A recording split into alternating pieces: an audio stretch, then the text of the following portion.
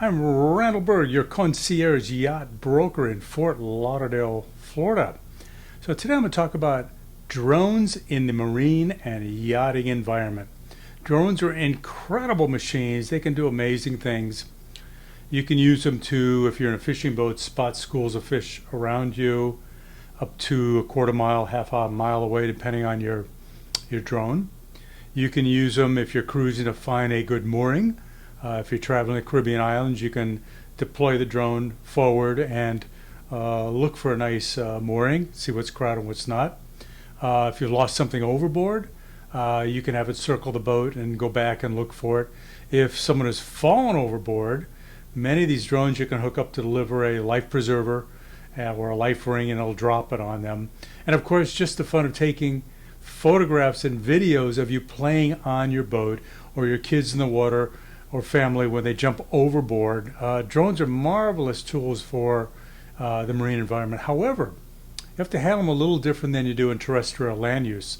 First of all, you need to bring all the spares with you before you get on board. You need extra propellers, you need extra batteries, screwdriver, maybe some screws. You need all kinds of extra stuff, propeller guards that are detachable.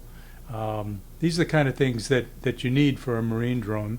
But more importantly, how do you deploy and recover a drone from a boat? Say the boat's stationary and it's anchored. That's a little easier because you can use the come home feature on many of the drones. However, marine environments have a lot of air, they're windy, so you have to learn how to land your drone in a windy environment. And so what I would recommend is you fly it upwind and slowly bring it back from an upwind position to slightly in front of where you want to go, then bring it down and let the wind then slowly drop it on your deck. This is a good technique. Be careful not to do it too fast because then you're using a lot of inertia and it's rocking around and you can break and smash propellers or hit people. Another technique that I've seen used a lot is hover it over your boat and then simply reach up and grab the landing gear.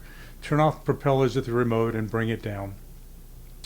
But what if the boat is moving? How do you land it on a moving boat? Now that's a huge, huge challenge. And frankly, I wouldn't try it. I've seen people try and land very expensive drones, Inspire ones or more, and they just smash them against the side of the boat or the bridge. So remember, you're moving and it's windy and it's unpredictable.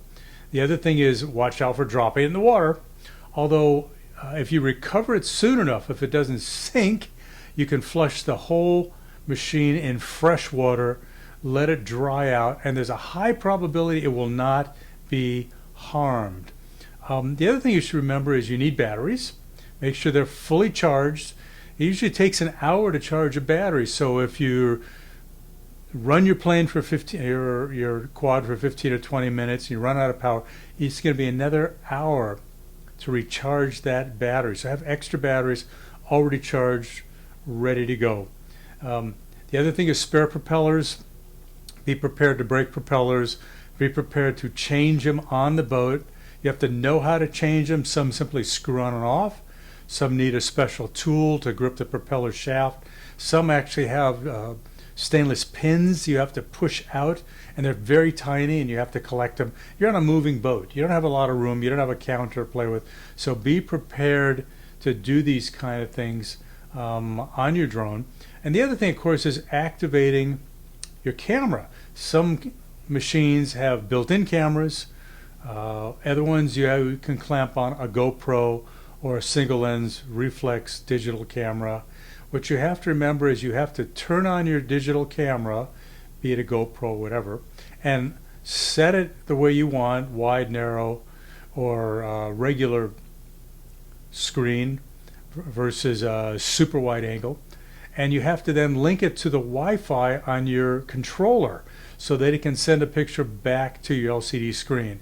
It may be a portable screen like a tablet or a cell phone, or maybe a screen built into your controller.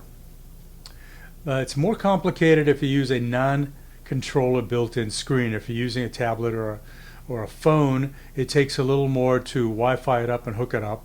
But so remember to practice doing this. I've been out in the field.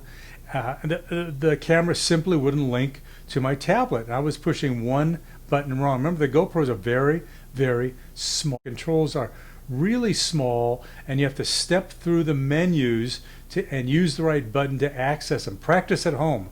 Practice a lot before you get in the water, or you'll be very frustrated in activating this. But once you do it, you're going to have a marvelous experience. So enjoy flying your drone.